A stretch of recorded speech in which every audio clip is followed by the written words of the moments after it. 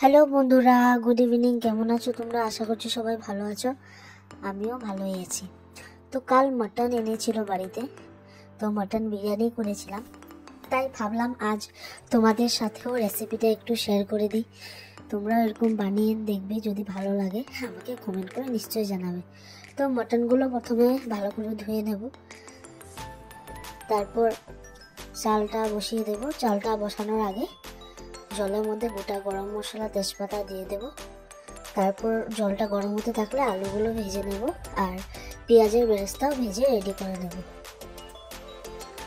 তারপর মাটনটা ভালো করে ধুয়ে রেখে দিয়েছিলাম। এটাতে আদা, রসুন, মরিচের পেস্ট আর পেঁয়াজের পেস্ট দিতে হবে না, আদা, রসুন, মরিচের পেস্ট দিলেই হবে।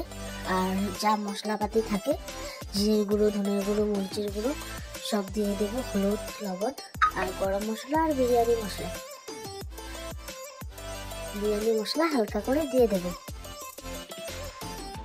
এগুলো দিয়ে দই দিয়ে দিতে হবে ফেটানো। আর তোমার দিতে হবে পেঁয়াজ, যে আমি ভেজেছিলাম বেরেস্তার জন্য, সেই বেরেস্তার পেঁয়াজ।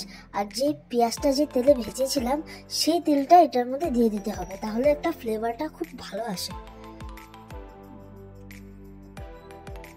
দিয়ে এগুলোকে ভালো করে মেখে নেব। মাখা হয়ে গেলে লাস্টে দইটা অ্যাড করে দেব। দইটা দিয়েও খানিকক্ষণ জিনিসটাকে ভালোভাবে মাখতে হবে। মাখলে মশলাগুলো মাংসের ভিতরে ঢুকে আর খুব টেস্টি লাগে পরে দেয়। ম্যারিনেট করে তুমি যতক্ষণ রাখবে ততই বেশি ভালো লাগে খেতে। আমি ম্যারিনেট করে প্রায় 3-3.5 ঘন্টা মতো রেখে দিয়েছিলাম। মশলাগুলো ভালোভাবে মাংসের ভিতরে ঢুকলে ভালো লাগে খেয়ে। তারপর তেল গরম করে কড়াইতে সব মাংসগুলো এর ভিতর দিয়ে দিচ্ছি। মাংসটাকে ভালো করে কষিয়ে নিতে হবে।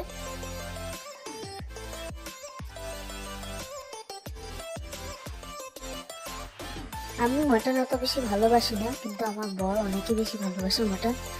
তো তাই ও বললো যে আজকে মাটনেরই বিরিয়ানি বানাও, তো তাই করছি। যাই হোক, চালগুলো এদিকে 70% সিদ্ধ হয়ে গেলে চালগুলো নামিয়ে নিতে হবে। এর ভেতর ভেজে রাখা আলুগুলো কষানোর সময় অল্প কষানো হয়ে গেলে দিয়ে দিতে হবে, তাহলে আলুগুলো খুবই সফট হয়। তো এদিকে আমার তরকারি আর ভাত দুটোটাই রেডি। এখন দুটোটাকে একসাথে দমে বসাতে হবে। তো প্রথমে আমি ঘি দিয়ে ভালো করে গার্নিশ করে নিয়েছি হাঁড়িটাকে।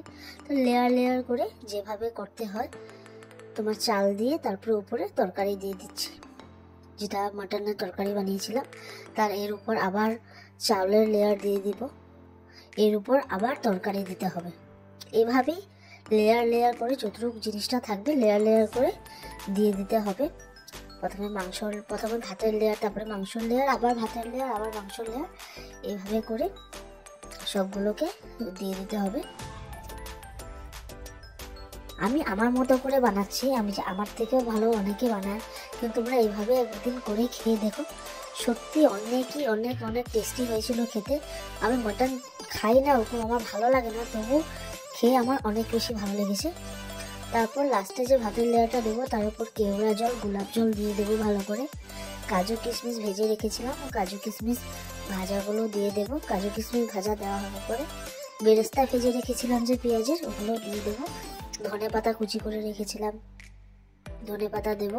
আর কেশর দুধ ভিজিয়ে রেখেছিলাম, তো ওই দুধটা দিয়ে দিচ্ছি এখানে। কেশর দুধটা দিলে বিরিয়ানির কালারটা খুব সুন্দর লাগে, একটা অনেক সুন্দর ফ্লেভার আসে, তো তাই কেশর দুধটা দিই। আর একদম অল্প হালকা করে বিরিয়ানি মশলা দিয়ে দিচ্ছি। আর দিয়ে দিচ্ছি তোমার ঘি সামান্য পরিমাণ দিলেই হবে। আর এটাকে দমে বসিয়ে দিচ্ছি। এই যে আমার বিরিয়ানি রেডি। রেসিপিটা কেমন লেগেছে অবশ্যই